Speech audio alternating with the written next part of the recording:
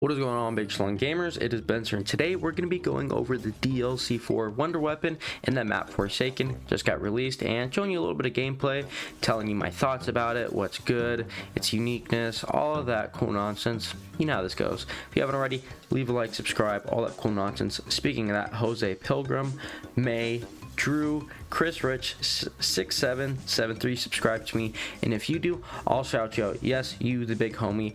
And if you don't, I'm gonna come to your house and throw a pumpkin at your head. So other than that, gamers, let's get it. Now, to start off with this weapon, it is amazing. I mean, this is easily one of the coolest Wonder Weapons. I know I said that about the Cerberus, and the Cerberus earned that title respectively. I mean, the Wonder Weapon can change, it can talk, it has multiple firing styles and play styles you could use it with, so it earned a spot of actually being good. Now with this weapon, it can be a melee weapon or a kind of needle gun. If you're familiar with Halo, it's exactly like that, which is a little kind of copycat, which I'm not a fan of. But my main priority of this video is to express how good the melee is of this weapon. And you might be wondering, why would I ever want to use a melee weapon in zombies, especially on those higher rounds with super sprintered armor zombies bosses? Regardless, nonetheless, this gun is still going to be really good. The melee of it, you recover armor and health when you use it, because if you have tier 5 melee, you get some health, and I'm pretty sure the axe itself has to do with the armor. I don't know any upgrade that gives you armor besides this Wonder Weapon, which is really nice. And you know, even though it's just a little sliver, if you kill like maybe 30-40 zombies, you're already back to full armor. If you pair this with Frenzy Guard as well, it is an absolutely broken Wonder Weapon right now. I mean, this will definitely get patched. There's no doubt in my mind in the slightest. It is really that good, and I'm really excited that this weapon came out. I mean, I was kind of a little like about it, but it is really cool. I mean, number one, the melee, that this is does the most damage, you know, and hands down it does a lot of damage, and it will always keep one hit killing. It's really good. Make sure you have melee 5 with it. But one thing I'm not sure melee 5 it helps is the throwable axe part. I mean, this part it's something interesting. You don't really get to see a throwing axe animation that does damage while you keep it in your hand, and the coolest thing about it, it comes back to you. So if you think about it, it's kind of like a boomerang effect. You know, it's something definitely interesting. You know, you have to have ammo for it. So sometimes you'll see me just randomly hit, even though zombies aren't around me, and it's because I don't have ammo. And it doesn't tell you. Like if you look in the bottom right now, it just has like a black little square. That's basically the ammo count for it, and it doesn't tell you when you actually have ammo in it, which is really weird. But you got to pick up these crystals like you see right there, and it will actually give you ammo, and some other crystals will give you ammo to throw your axe, which is definitely nice. It is something cool and interesting, but you know, you don't have it all the time, but it does do a lot of damage and will mainly take out chunky bosses such as the Disciple and also the Mimic. It is really good for that as well. The Abomination, the melee, I'm not gonna lie, it's pretty good, but the pistol version, the shooting needle gun, it isn't as good as killing as the axe is. So whenever you have an Abomination specifically, make sure you're using the axe. The other ability, they're good for the other bosses to shoot them, but for some reason the Abomination, it's a little bit more chunky, so you're gonna want to use the axe. Now for the needle pistol portion, I mean, it is pretty good. It does do some really good damage. If you like SMGs like the MP5 or the not MP5 but the PPSH, you're gonna like it as well, because it shoots really quick and has a pretty decent clip comparative to its rate of fire.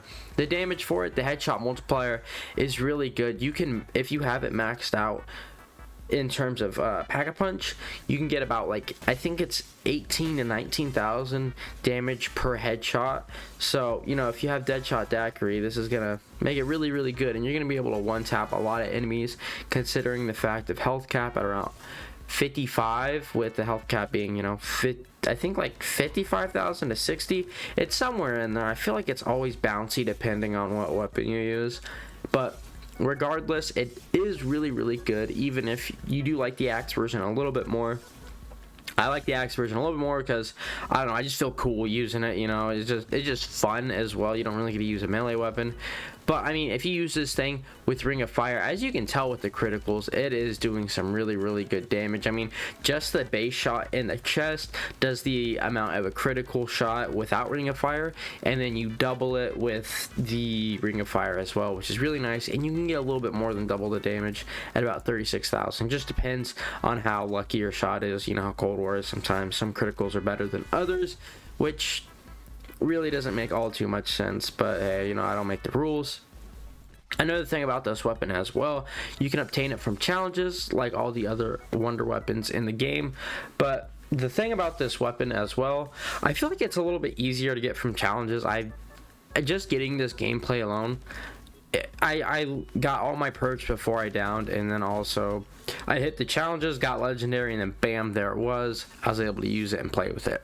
Really, really good. And also, you get quick points with it because you kill really quickly, and also the melee of the weapon, you get the 115 points rather than, say, if you get a body shot with the pistol version, which is pretty cool. You know, it is nice to be able to get some extra points. One of the problems with this weapon in terms of the melee is if you use the Ring of Fire field upgrade, sometimes it's a little hard depending on how much zombies are still in the round coming after you. You can get swarmed pretty quickly with it because, well, it is good in terms of strength, but it is a little slow in terms of actually killing. You will have to swipe enemies a little bit before they're actually at your face. One thing I really did notice with this weapon is you got to learn your timing with it for sure, or you will go down eventually. If you're not careful and you don't have enough, say, perks or armor, you will go down if, you know, you're not watching out on your health. But eventually you'll just learn the ropes for it, and it won't be as hard to kill zombies. And I make it, you know, I'm not trying to brag, I make it look a little bit easy in terms of the swipes, but if you notice a couple times I mess up even, and my health will drop pretty quickly until I make it up. And if you do have a lot of zombies and say it's a high round attempt, you know, you're gonna want to stay away from that as far as possible, just because those super sprinters don't mess around. As soon as you drop that armor, they're gonna be doing about 75 damage to you, and that's like what, 3 or 4 swipes depending if you have jug or not. If you don't have jug, that's a 2-hit down. So make sure in the higher rounds just to be really careful with the axe and learn it. If not, just use the needle pistol version. I don't even know what it's called, but to me it's just the needle pistol, so if that annoys you, sorry, I don't know what to tell you.